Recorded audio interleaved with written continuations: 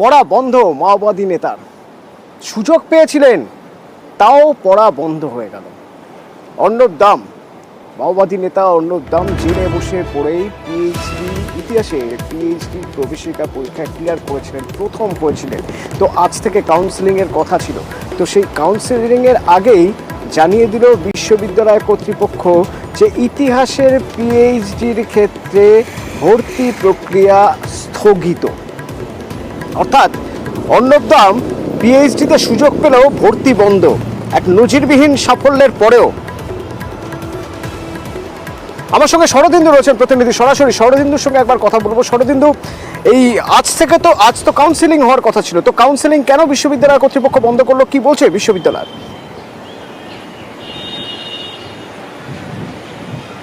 দেখো, আজ থেকেই কাউন্সেলিং হওয়ার কথা ছিল ইতিহাসের পিএইচডির, এবং গতকাল একটা নোটিফিকেশন জারি হলো এবং তাতে বলে দেওয়া হলো যে অনিবার্য কারণবশত এই কাউন্সেলিং আপাতত অনির্দিষ্টকালের জন্য স্থগিত রাখা হচ্ছে। এখানেই প্রশ্ন হচ্ছে যে অর্ণব দামের ভর্তি প্রক্রিয়া আটকাতেই কি এই সিদ্ধান্ত নিতে হলো বিশ্ববিদ্যালয় কর্তৃপক্ষকে? কারণ অর্ণব দাম বিশ্ববিদ্যালয়ের ইতিহাসের পিএইচডির যে প্রবেশিকা পরীক্ষায় তাতে প্রথম স্থান অর্জন করেছিল, স্বাভাবিকভাবেই তার ভর্তি আজকে নিশ্চিত হয়ে যেতে পারত। কিন্তু বর্ধমান বিশ্ববিদ্যালয় কর্তৃপক্ষ এর আগে যেটা জানিয়েছিল, সেখানে তারা বলছিল যে অর্ণব দাম প্রাক্তন মাওবাদী নেতা, এটা তাদের জানা ছিল না, সংবাদ মাধ্যমে তারা জেনেছেন। স্বাভাবিকভাবেই তারা রাজ্য সরকারের কাছে জানতে চাইছে যে রাজ্য সরকার তার এই পিএইচডি করার অনুমোদন দিচ্ছে কিনা। তাছাড়া এই বিষয়টি বিশ্ববিদ্যালয়ের নিরাপত্তার ক্ষেত্রেও যথেষ্ট উল্লেখযোগ্য বিষয়, সে কারণেই তারা কারা দপ্তর এখানে একটা বিষয় আমার মাথায় আসছে না, একটা বিষয় এখানে একটু স্পষ্ট হওয়া দরকার। এই যে অনুমতি দেওয়ার কথা বলছে, পারমিশন লেটার, এই পারমিশন লেটার পরীক্ষা দেওয়ার সময় যখন প্রবেশিকা পরীক্ষা দিয়েছিলেন অর্ণব দাম, সেই সময় এই লেটার চাওয়া হয়নি, সে সময় লেটারের প্রয়োজনীয়তা ছিল না। আজ ভর্তির সময় অনুমতি বা পারমিশন লেটার প্রয়োজন হয়ে পড়লো কিভাবে?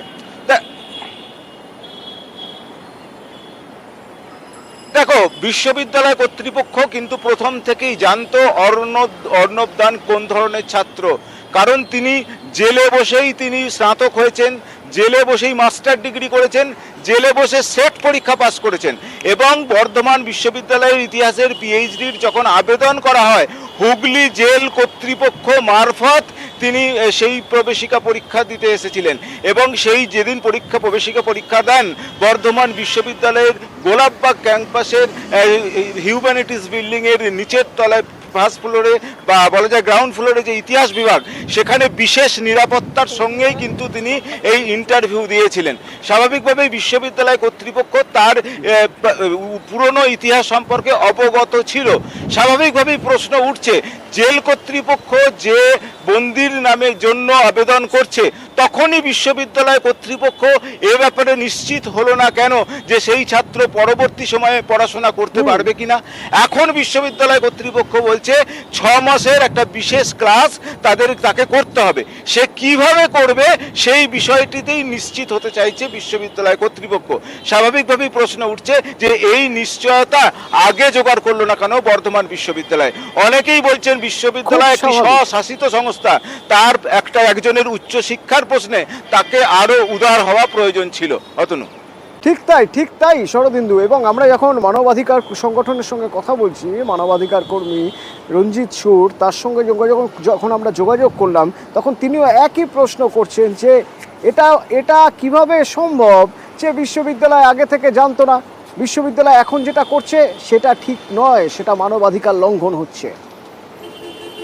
যখন খবরটা প্রকাশ্যে আসে যে অর্ণব ফার্স্ট হয়েছে এবং তার একটা রাজনৈতিক অতীত আছে, এবং উপাচার্য প্রকাশ্যে সংবাদ মাধ্যমে এসব অন্যায় রকম প্রশ্ন তুলছেন যে ও মাওবাদী, এটা আমরা জানতাম না, এরা তথ্য জানানো হয়নি, সমস্ত অসত্য কথা। সমস্ত তথ্য আগে থেকেই জেল কর্তৃপক্ষ জানিয়েছিল, এবং আমরা এই ব্যাপারে একেবারে নিশ্চিত যে এটা অর্ণবকে আটকানোর জন্যই এই ধরনের পদক্ষেপ করা হচ্ছে। উপাচার্য উনি শিক্ষিত মানুষ, উনি তো সংবিধানটা জানেন, এবং সে জেল থেকে বিএ পাশ করেছে, এমএ পাশ করেছে, সেট পাস করেছে, সেগুলো যদি সরকারের অনুমোদন না থাকলে এটা হতো। অর্ণব দাম জেলে থাকা অবস্থাতেই তিনি পড়ে এমএ করেছেন, জেলে থাকা অবস্থাতেই তিনি পরীক্ষা দিয়েছেন, পিএইচডির প্রবেশিকা পরীক্ষায় প্রথম হয়েছিলেন অর্ণব দাম। একরকম নজিরবিহীন সাফল্য বলা যেতে পারে। আর তার এই কাউন্সেলিংয়ের আগে ভর্তি বন্ধের যে বিজ্ঞপ্তি, তাতেই এখন প্রশ্নে বর্ধমান বিশ্ববিদ্যালয়।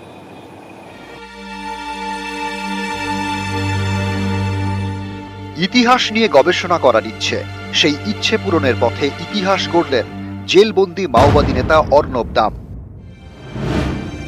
বর্ধমান বিশ্ববিদ্যালয়ে পিএইচডির প্রবেশিকায় ফার্স্ট অর্ণব দাম, 250 জনের মধ্যে প্রথম হয়েছেন তিনি। আমরা যদিও তাকে শুধুমাত্র একজন পড়ুয়া হিসেবেই দেখেছি, তার গবেষণা করবার অ্যাকিউমেন্ট কতটা রয়েছে সেটাই দেখেছি, কিন্তু একজন বিচারাধীন সাজাপ্রাপ্ত আসামি এই যে মেইন স্ট্রিম হওয়ার চেষ্টা করছেন, গবেষণা করছেন, এটা আমার কাছে অত্যন্ত ইতিবাচক। পুরো বোর্ড অত্যন্ত মেধাবী দেখেছি তাকে, এবং তিনি অত্যন্ত কনফিডেন্ট ছিলেন। তাকে একজন গবেষক হিসেবেই আমরা জাজ করেছি।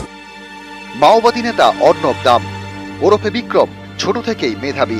খড়গপুর আইআইটিতে ভর্তি হন, মেকানিক্যাল ইঞ্জিনিয়ারিং 3টি সেমিস্টারের পরেই হঠাৎ নিখোঁজ।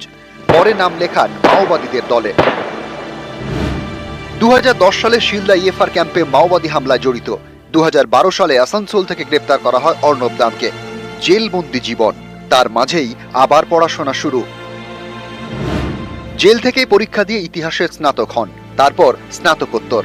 জেল কর্তৃপক্ষকে জানিয়েছিলেন অধ্যাপনা করতে চান, সেই মতো ন্যাশনাল এলিজিবিলিটি টেস্ট বা নেটে বসার আবেদন জানান, কিন্তু প্রশাসনিক জটিলতায় শেষ পর্যন্ত নেট দিতে পারেননি। কিন্তু অর্ণব থেমে থাকেননি, জেলে বসে পড়াশুনো করেই সেট পাশ করেন। এরই মাঝে সাজা ঘোষণা। গত বছরের ফেব্রুয়ারিতে যাবজ্জীবন সাজা হয় মাওবাদী নেতা অর্ণব দামের। গত মার্চ থেকে তিনি বন্দী হুগলি জেলে। সেখান থেকেই পিএইচডি করার আর্জি জানান অর্ণব। সেই মতো বর্ধমান বিশ্ববিদ্যালয়ে ইন্টারভিউয়ের ব্যবস্থা করা হয়। সেখানে পিএইচডির প্রবেশিকায় তিনি ফার্স্ট বয়। আমরা আশা করব তার পড়াশোনার ক্ষেত্রে আরো সুবিধা, জেলে যাতে আরো কম সময় থাকতে হয়, যাবজ্জীবন হলো তার একটা বিশেষ ব্যবস্থা, মুক্ত বাতাসে তার এই পড়াশোনা যাতে করতে পারে, উপযুক্ত জায়গায় তার কর্মসংস্থান, সেবামূলক কাজে তার ইচ্ছা যদি থাকে সেগুলোকে করতে দেওয়ার সুযোগ যাতে হয়, এই সরকারের কাছে আবেদন করছি। নিউজ 18 বাংলা।